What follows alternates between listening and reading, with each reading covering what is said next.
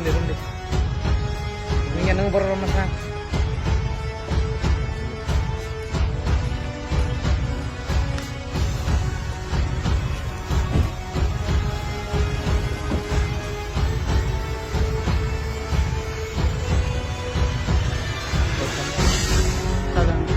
বাংলাদেশ বাড়ি কোথায়?